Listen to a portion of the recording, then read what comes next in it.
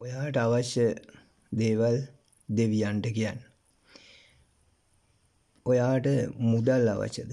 නැත්තම් ගෙයක්, වාහනයක් මේ ඕනෑම දෙයක් දෙවියන්ට කියලා ලබා ගන්න පුළුවන්. ඔයා මෙච්චර කල් දෙවියන්ගෙන් යම් දේවල් ඉල්ලුවත් ලැබුණේ නැද්ද? අදම මෙන්න මේ විදියට කරලා බලන්න. අනිවාර්යයෙන්ම ලැබෙනවා. මුලින්ම කියන්න ඕන මමත් මේ දේවල් කරලා සාර්ථක වුණ නිසායි මේ ක්‍රමය ඔයාලට කියන්නේ. මෙතන දෙවියන් විදිහට සලකන්නේ අපිට නොපෙනෙන බලවේග වෙන්නත් පුළුවන්. ඔයගොල්ලෝ හිතේ මවාගෙන ඉන්න දෙවි කෙනෙක් වෙන්නත් පුළුවන්. ඇත්තට මේ දේවල් ඉෂ්ට කරලා දෙන්නේ අපේම යටිහිත. අපේම යටිහිත තමයි මේ දෙවියන්. ඒ දෙවියන්ට කියන්න ඕන ක්‍රම කීපයක් තියෙනවා. අපි බලමු දැන් ඔයා දෙවියන්ට යමක් කියනවා නම් මුලින්ම දැන් අපි සාමාන්‍යයෙන් ඔයාලා දාන ඕන දෙවි කෙනෙක්. එහෙම මොනවා හරි කියනවා නම් ඔයගොල්ලෝ මුලින්ම කරන්නේ මොකද්ද? පහනක් දැල්වනවා. දැන් මේ විදිහටම කරන්නකෝ. පහනක් දැල්වන්න. දැන් ඔයා අදහන, ඔයා කැමති දෙවියන්ගේ චිත්‍රයක් හිතේම වගන්න. ඒ චිත්‍රය ඔයා වගේ 1000 ගුණයකින් විශාල වෙන්න ඕන. දැන් මේ චිත්‍රය ළඟ දැන් ඔයා පහනක් පත්තු කළා. දැන් එතන ඔයා හිතෙන් මවා ගන්න විශාල චිත්‍රයක් අර ඔයා අදහන දෙවියන්ගේ. ඒක ඔයා වගේ 1000 ගුණයක් විතර විශාල එකක් ඈ. එතකොට දැන් මේ දෙවියන් ළඟ ඔයා පුංචියටනේ ඉන්නේ. දැන් ඔයා මවා ගන්න දෙවියන්ගේ පින්තූරේ ජීවමාන කෙනෙක් බව. ඒක ජීවමාන කෙනෙක් කරන්න. දැන් ඔයාට දැන් ඔයාගේ අවශ්‍යතාව ටික දෙවියන්ට කියන්න. අපි හිතමු ගෙයක් ඕන කියලා. එහෙමනම් ඔයා දෙවියන්ට කියන්න ඕන ගෙදර අවශ්‍ය මොන පළාතෙන්ද? පාර අද්දරින්ද?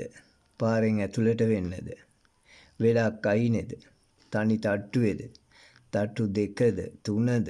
කියලා ඔයාට හොඳ අදහසක් තියෙන්න ඕන. ඒ අදහස කියන්න. බිත්තියේ පාට, කුසියේ තියෙන්න ඕන විදිහ, ගෙදර සැලැස්ම මේ සියල්ලම දෙවියන්ට කියන්න. ඊළඟට ඔයා කියන මේ සියල්ලම අහගෙන ඉන්න දෙවියන් තමන්ගේ අත ඔසවාගෙන ඔයාට සුදු පාට කිරණක් එවනවා. මේක හිතේ මවා ගන්න ඕන. දැන් ඔයා අර ඔක්කොම දේවල් කිව්වට පස්සේ අර ඔයා වගේ 1000 ගුණයක් විශාල දෙවි කෙනෙක් ඉන්නවනේ දැන් ඔයා ඉස්සරහා. ඒ දෙවියෝ ඔයාට දෙවියන්ගේ අතින් සුදු පාට කිරණක් එවනවා. ඒ සුදු පාට කිරණින් ඔයාව නැහැවිලා යනවා. ඔයාගේ ප්‍රාර්ථනාව ඉෂ්ට වෙනවා. ඔයාට දැන් ඊටාම ලස්සන ඔයා බලාපොරොත්තු වෙන විදිහේ නිවසක් ලැබිලා. දැන් තාම මේක හිතේ මවා ගන්න ඕනේ. දැන් ඔයා ඒ නිවසේ එහා මෙහා ඇවිදිනවා. රිමෝට් එක අරගෙන ටීවී එක දානවා. දැන් ඔයා සෝෆාවේ වාඩි වෙලා ඉන්නවා. කුස්සියට යනවා. ෆ්‍රිජ් එකෙන් බීම් එකක් අරගෙන බොනවා.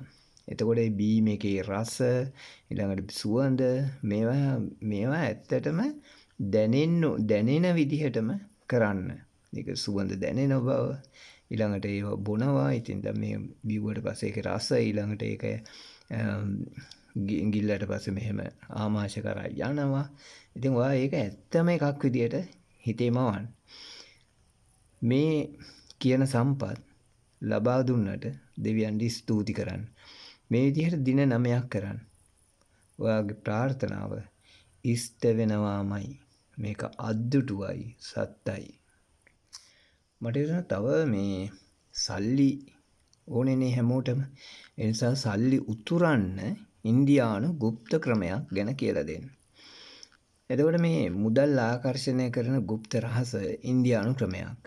මූදුබඩ ප්‍රදේශවල සිටින මහා ධනවතුන් අතරින් තමයි මේ ක්‍රමය මුලින්ම සමාජය දැනගත්තේ. ඉන්දියාවේ මහා ධනවතුන් නැත්තම් මහා රාජවරු අනුගමනය කරපු මේ රහස් ක්‍රමය ඊට පස්සේ ඉන්දියාව පුරාම ව්‍යාප්ත වුණා. එදා ඉඳලා අද දක්වා මේ গুপ্ত ක්‍රමය ලෝකයේ පුරා මිනිස්සු අනුගමනය කරනවා. මේක කරන්නේ මෙහෙමයි. මුහුදු බෙල්ලෝ 3ක් සහ කරාබු නැටි 3ක් ගන්න. ඔය කබඩි කියන්නේ. ඒ වගේ පොඩි ඒ වුණාට කමන්නේ. මුහුදු බෙල්ලෝ 3ක් ගන්න. 3ක් අරගෙන කරාබු නැටි 3කුත් ගන්න. ඒවා පිරිසිදු කරගන්න.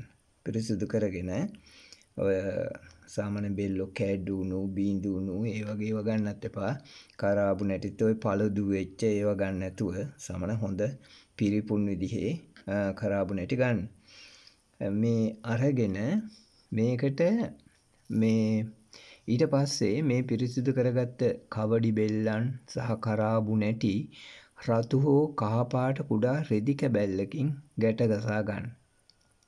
රතු පාට හරි කහ පාට හරි පොඩි රෙදි කෑල්ලක ගැට ගහ ගන්න.